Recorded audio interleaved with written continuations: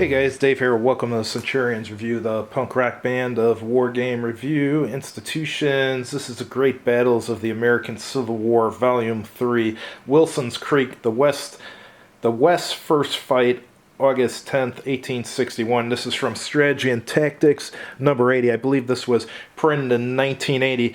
If I was smart, I would start covering more American Civil War games on both my YouTube channel and my website, because when I go through the logs on my website to see what people search on to get ideas of material that people might like, Civil War, American Civil War, and ACW are probably the most common search terms used on my website when people are looking for reviews and stuff, so maybe I should do more Civil War stuff, but we'll see. Anyhow, let's see what this is all about. Alright, it says Wilson's Creek is a grand tactical regimental level simulation of the Civil War battle fought on 10th of August 1861, 5 miles southwest of Springfield, Missouri. The game simulates a surprise Union attack led by Brigadier General Nathaniel Lyon upon an Allied force of Confederate regulars led by Brigadier General Benjamin McCulloch and Missouri State Guards led by Major Generals Sterling Price. The Battle of Wilson's Creek was one of the pivotal factors that kept Missouri in the Union. Alright. That was written in the exclusive rules part. This actually has base rules too, so let's go through those first, the base rules, and see if we can get an idea of what this is about. Alright, standard rules for great battles of the American Civil War. Alright, it's got a summary of the counters here in combat units. And here's the sequence of play. First player turn starts with initial command phase, movement phase, followed by defensive fire phase, offensive fire phase, retreat before melee phase, ammunition resupply phase, rally phase, final command phase, and then the second player turn. And there's a game turn record interphase. Alright, and then it goes into movement, formations, facing. Oh, that's cool, it's got facing. And the stacking rules. And it's going into fire combat now. That's kind of cool there. Hexside fire zone diagram. Cool. Alright, here's the exclusive rules. So it's kind of like, well, Decision Games, I think, got the idea for having standard exclusive rules from SPI, so. Alright, inventory of game parts. And it's got modifications of the standard rules here. You got supply wagons, effective radius, and then column units. Alright. Brigadier combat effectiveness. And it looks like you keep track of ammunition status, and you have ammunition deplete die rolls, and going over how to start the game and deploy and stuff.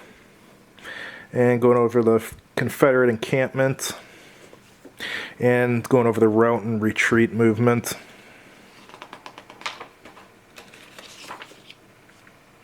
And here it's going over the victory conditions. Looks like there's levels of victory down here determined by victory points.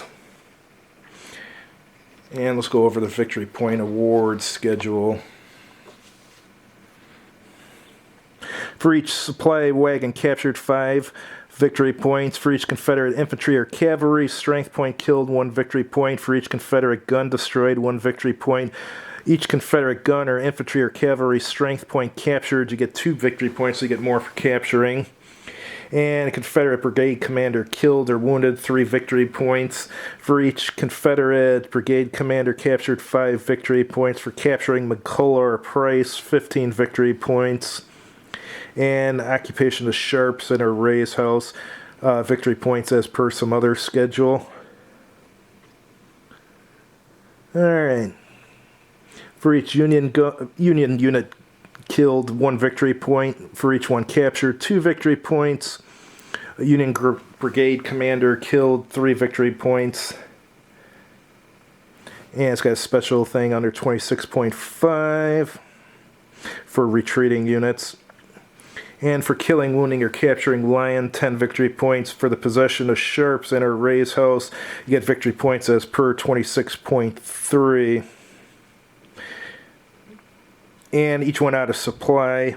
Enemy one gives you 1 victory point. That's cool.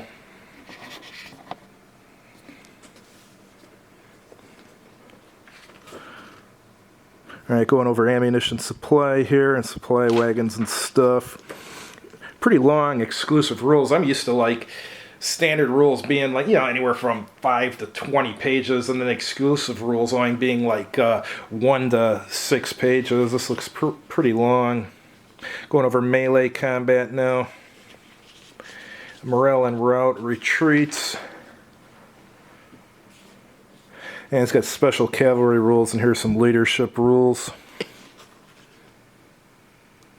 Alright, here's the tables. Seeing the elephant table. I don't know what the hell that is. If any of you know what that is, chime in the comments section and let us know. I haven't read the rules yet. Leader casualty table.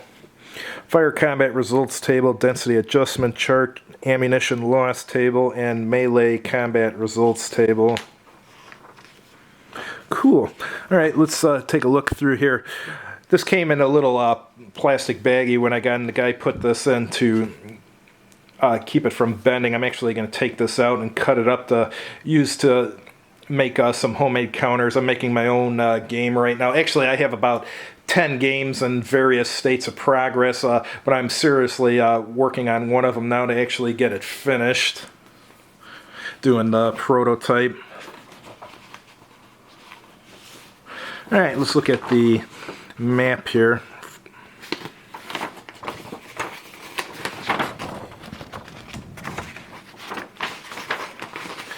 Map looks pretty good for 1980, I would say. Nice big map. At the top here, it's got a terrain effects chart for the combat, what it does to combat, excuse me, and what it does to movement.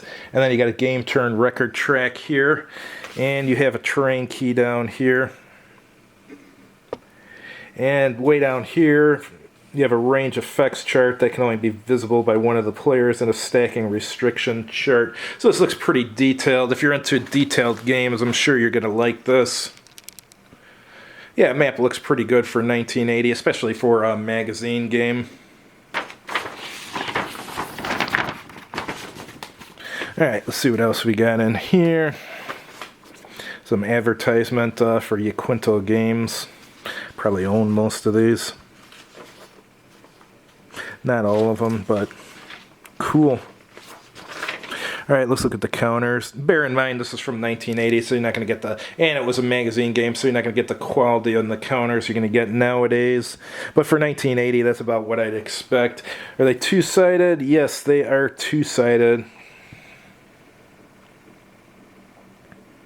There's actually not that many units on here. Here's the Union units here. It's got a lot of informational counters. Here's I believe these are, those are Confederates. And there's their leaders. Yeah, for 1980, that's what I expect from a counter. Thanks for watching. If you liked the video, please click like on it. And if you haven't done so already, please subscribe to this channel. And if you've tried this game, chime in the comments section and let us know how you like it. Have a good evening.